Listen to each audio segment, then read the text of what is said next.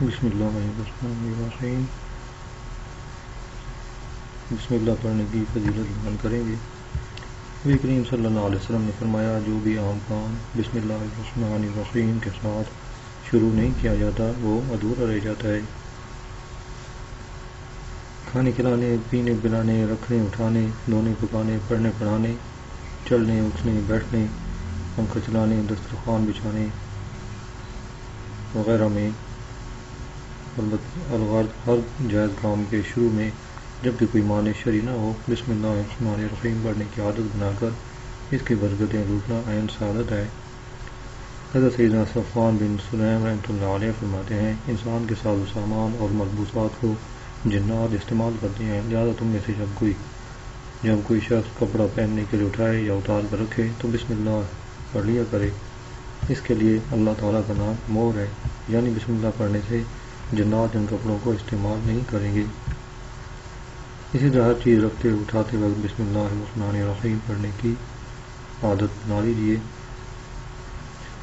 بسم اللہ الرحمن الرحیم پڑھنے میں درست مخارج سے حروف کی ادائیگی لازمی ہے، اور کم از کم اتنی آواز بھی ضروری ہے کہ رکاوٹ نہ ہونے کی صورت میں اپنے کانوں سے سن لیں۔ جلد بازی میں بعض لوگ حروف کو چبا جاتے ہیں، جان بوجھ کر اس طرح پڑھنا ممنوع ہے اور معنی فاسد ہونے کی صورت میں گناہ ہے۔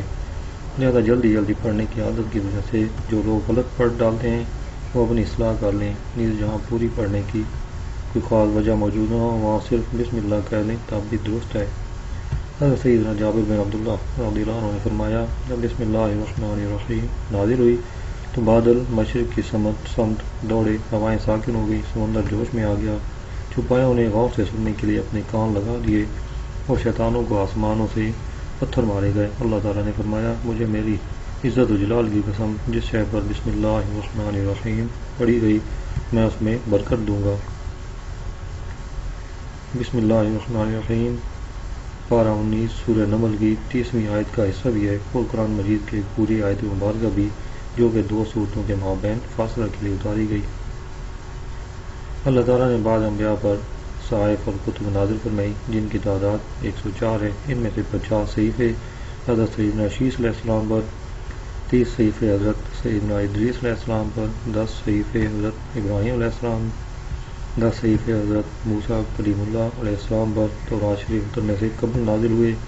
نیز یہ 4 بڑی کتابیں نازل ہوئیں، تورات شریف حضرت موسیٰ علیہ السلام پر، زبور حضرت داؤد علیہ السلام پر، انجیل حضرت عیسیٰ روح اللہ علیہ السلام پر، اور قرآن مبین جناب رحمت للعالمین صلی اللہ علیہ وسلم پر۔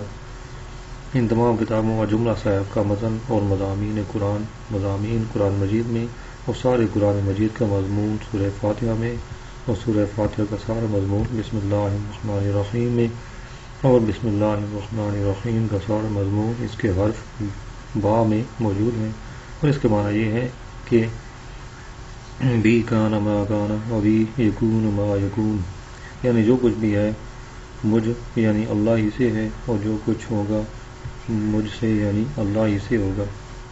حضرت سیدنا عبداللہ بن عباس رضی اللہ عنہ سے روایت ہے کہ حضرت عثمان بن عفان رضی اللہ عنہ نے نبیوں کے سلطان سردار جوہر اور جہاں صلی اللہ علیہ وسلم سے بسم اللہ الرحمن الرحیم کی فضیلت کے بارے میں استفسار کیا تو اللہ کے محبوب نے فرمایا، یہ اللہ کے ناموں میں سے ایک نام ہے، اور اللہ کے اسم اعظم اور اس کے درمیان ایسا ہی قرب ہے جیسے آنکھ کی سیاہی اور سفیدی میں۔ اسم اعظم کی بہت برکتیں ہیں۔ اسم اعظم کے ساتھ جو دعا قبول کی جائے وہ قبول ہوتی ہے، جو دعا کی جائے وہ ضرور قبول ہوتی ہے۔ سرکار اعلیٰ حضرت کے والد ماجد مولانا نقی علی خان فرماتے ہیں، بعض علماء نے بسم اللہ الرحمن الرحیم کو اسم اعظم کا، اور سرکار بغداد حضور غوث پاک رضی اللہ عنہ سے منقول ہے، بسم اللہ زبان عارف یعنی عارف اللہ کو پہچاننے والا سے ایسی ہے جیسے کلام میں خالق سے کن۔ اپنے نیک اور جائز کاموں میں برکت داخل کرنے کے لیے ہمیں پہلے بسم اللہ الرحمن الرحیم ضرور پڑھ لینا چاہیے۔ اگر آپ بات بات پر بسم اللہ الرحمن الرحیم پڑھنے کی عادت بنانے کے عزیمند ہیں تو اس کے بہت ہی فوائد و ثمرات ہیں۔ ولی اللہ خواہ حیات ظاہری کے ساتھ متصف ہو یا مزار شریف میں تشریف فرما ہو، اس کا قرب قبولیت دعا کا سبب ہے۔ کروڑوں شافیوں کے پیشوا حضرت امام شافعی رحمۃ اللہ علیہ فرماتے ہیں مجھے جب کوئی حاجت پیش آتی ہے 2 رکعت نماز ادا کر کے امام اعظم ابو حنیفہ کے مزار پر انوار پر جا کر دعا مانگتا ہوں، اللہ میری حاجت پوری کر دیتا ہے۔ اسے معلوم ہوتا ہے کہ مزارات اولیاء پر بھی دعائیں قبول ہوتی ہیں، التجائیں سنی جاتی ہیں اور مرادیں بار آتی ہیں۔ چنانچہ اعلیٰ حضرت رحمۃ اللہ علیہ جب 21 برس کے نوجوان تھے اس وقت کا واقعہ ارشاد فرماتے ہیں، 17ویں شریف ماہ فاخر ربیع الاخر میں فقیر کو 21واں سال تھا۔ اعلیٰ حضرت مصنف علامہ سیدنا الواقد سر الماجد محب الرسول جناب مولانا مولوی محمد عبدالقادر صاحب کے ہمراہ رکاب حاضر بارگاہ بیگت پناہ سلطان الاولیاء رضی اللہ عنہ حاضر ہوا۔ حجرہ مقدسہ کے 4 طرف مجالس باطلہ لہو و سرود گرم تھی، شور و غوغا سے کان پڑی آواز نہ سنائی دیتی۔ دونوں حضرات عالیات اپنے قلوب مطمئنہ کے ساتھ حاضر مواجہ اقدس ہو کر مشغول ہوئے۔ اس فقیر بے توقیر نے ہجوم شور و شر سے خاطر یعنی دل میں پریشانی پائی، دروازہ مطہرہ پر کھڑے ہو کر حضرت سلطان الاولیاء سے عرض کی، اے مولا، غلام جس کے لیے حاضر ہوا یہ آوازیں اس میں خلل انداز ہیں، یہ عرض کر کے بسم اللہ کہہ کر دانا پاؤں دروازہ حجرہ طاہرہ میں رکھا۔ باؤں نے رب قدیر وہ سب آوازیں دفعتاً گم تھیں۔ مجھے گمان ہوا کہ یہ لوگ خاموش ہو رہے ہیں، پیچھے پھر کر دیکھا تو وہی بازار گرم تھا، قدم کے رکھا تھا، باہر ہٹایا، پھر آوازوں کا وہی جوش پایا، پھر بسم اللہ کہہ کر دانا پاؤں اندر رکھا، الحمدللہ تعالی، پھر ویسے ہی کان ٹھنڈے تھے۔ اب معلوم ہوا کہ یہ مولا کا کرم اور سلطان الاولیاء کی کرامت اور اس بندہ ناچیز پر رحمت و معاونت ہے۔ شکر بجا لایا اور حاضر مواجہ عالیہ ہو کر مشغول رہا، کوئی آواز نہ سنائی دی۔ جب باہر آیا پھر وہی حال تھا کہ خانقاہ اقدس کے باہر قیامگاہ تک پہنچنا دشوار تھا۔ فقیر نے اپنے اوپر گزری ہوئی گزارش کی کہ اول تو وہ نعمت الہی تھی اور اب اللہ تعالیٰ فرماتا ہے کہ اپنے رب کی نعمتوں کو لوگوں سے خوب بیان کرو۔ مسجد نبوی شریف کی پربہار فضاؤں میں ایک بار امیر المومنین حضرت عمر فاروق رضی اللہ عنہ اور دیگر صحابہ کرام میں قرآن پاک کے فضائل پر مذاکرہ ہو رہا تھا۔ اس دوران حضرت سیدنا عمر بن معدی کرب رضی اللہ عنہ نے عرض کیا، اے امیر المومنین، آپ حضرات بسم اللہ الرحمن الرحیم کے عجائبات کو کیوں بھول رہے ہیں؟ خدا کی قسم بسم اللہ الرحمن الرحیم بہت ہی بڑا عجوبہ ہے۔ امیر المومنین حضرت عمر فاروق رضی اللہ عنہ سیدھے ہو کر بیٹھ گئے اور فرمانے لگے، اے ابو سعود، یہ حضرت سیدنا عمر بن معدی کرب کی کنیت تھی، آپ ہمیں کوئی عجیبہ سنائیے۔ چنانچہ حضرت عمر بن معدی کرب رضی اللہ عنہ نے فرمایا کہ زمانۂ جاہلیت تھا، قحط سالی کے دوران تلاش رزق کی خاطر میں ایک جنگل سے گزرا، دور سے ایک خیمہ پر نظر پڑی، قریب ہی ایک گھوڑا اور مویشی نظر آئے۔ جب قریب پہنچا تو وہاں ایک حسین و جمیل عورت بھی موجود تھی اور خیمہ کے صحن میں ایک بوڑھا شخص ٹیک لگا کر بیٹھا ہوا تھا۔ میں نے اسے دھمکاتے ہوئے کہا کہ جو کچھ تیرے پاس ہے میرے حوالے کر دے۔ اس نے کہا، اے آدمی، اگر تو مہمانی چاہتا ہے تو آ جا، اور اگر امداد درکار ہے تو ہم تیری مدد کریں گے۔ میں نے کہا، باتیں مت بنا، تیرے پاس جو کچھ ہے میرے حوالے کر دے۔ تو بوڑھا کمزوروں کی طرح بمشکل تمام کھڑا ہوا اور بسم اللہ الرحمن الرحیم پڑھ کر میرے قریب آیا اور نہایت پھرتی سے مجھ پر جھپٹا اور مجھے پٹک کر میرے سینے پر چڑھ بیٹھا اور کہنے لگا، اب بول، میں تجھے ذبح کر دوں یا چھوڑ دوں؟ میں نے گھبرا کر کہا کہ چھوڑ دو۔ وہ میرے سینہ سے ہٹ گیا۔ میں نے دل میں اپنے آپ کو ملامت کی اور کہا، اے عمر، تو عرب کا مشہور شاہ سوار ہے، اس کمزور بوڑھے سے ہار کر بھاگنا نامردی ہے، اس ذلت سے تو مر جانا بہتر ہے۔ چنانچہ میں نے پھر اس سے کہا، تیرے پاس جو کچھ ہے میرے حوالے کر دے۔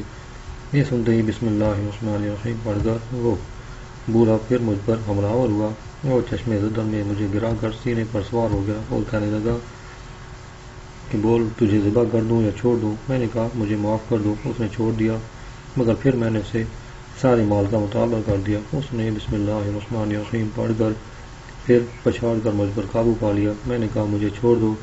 اس نے کہا، اب تیسری بار ایسے نہیں چھوڑوں گا۔ یہ کہہ کر اس نے پکار کر کہا، اے کنیز، تیز دھار تلوار لے آ۔ وہ لے آئی۔ اس نے میرے سر کے اگلے حصے کی چوٹی کاٹ ڈالی اور مجھے چھوڑ دیا۔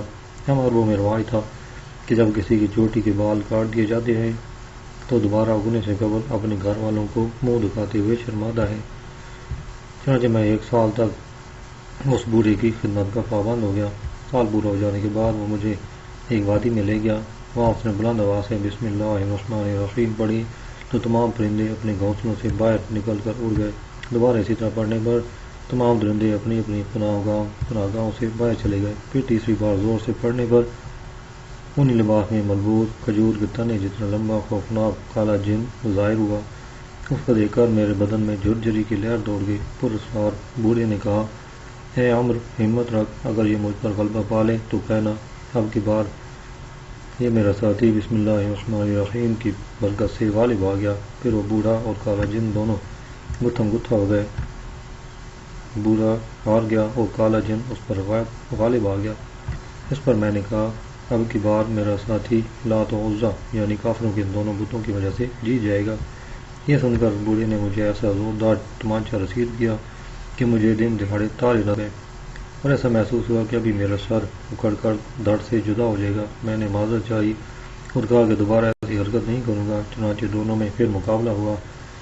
بوڑھا اس کالے جن کو دبوچنے میں کامیاب ہو گیا تو میں نے کہا، میرا ساتھی بسم اللہ الرحمن الرحیم کی برکت سے غالب آ گیا۔ یہ کہنے کی دیر تھی کہ بوڑھے نے نہایت پھرتی کے ساتھ اس کو زمین میں لکڑی کی طرح گاڑ دیا۔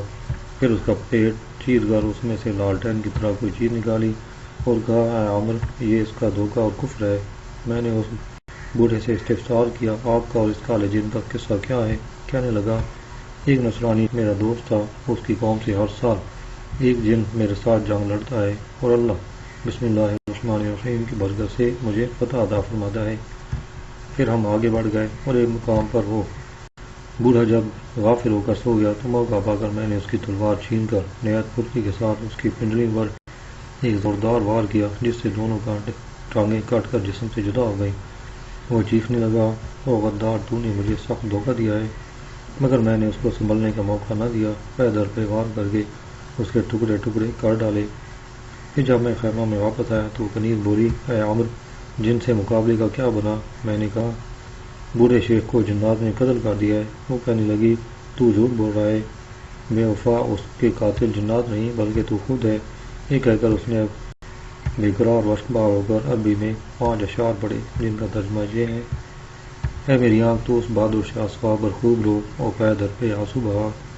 اے عمر، تیری زندگی پر افسوس ہے، حالانکہ تیرے دوست کو زندگی نے موت کی طرف دھکیل دیا ہے۔ اے عمر، اپنے دوست کو اپنے ہاتھوں قتل کرنے کے بعد تو اپنے قبیلے بنی زبیدہ اور کفار یعنی ناشکروں کے گروہ کے سامنے کس طرح فخر کے ساتھ چل سکتا ہے؟ مجھے میری عمر کی قسم، اگر تو لڑنے میں واقعی سچا ہوتا یعنی بغیر دھوکہ دیے مردوں کی طرح اس سے مقابلہ کرتا تو اس کی طرف سے زرد تیز دھار تلوار تجھ تک پہنچ کر رہتی اور تیرا کام تمام کر دیتی۔ اے اس بوڑھے کو قتل کرنے والے بادشاہ حقیقی اللہ تعالیٰ تجھے برا اور ذلت والا بدلہ دے۔ تیرے جرم کے بدلے میں اور تجھے بھی اس کی طرف سے ذلت اور رسوائی والی زندگی ملے جس طرح تو نے اپنے دوست کے ساتھ ذلت اور رسوائی والا سلوک کیا ہے۔ میں جلا کر قتل کرنے کے لیے اس پر چڑھ دوڑا مگر وہ حیرت انگیز طور پر میری نظروں سے اوجھل ہو گئی، گویا کہ اس کو زمین نے نگل لیا ہو۔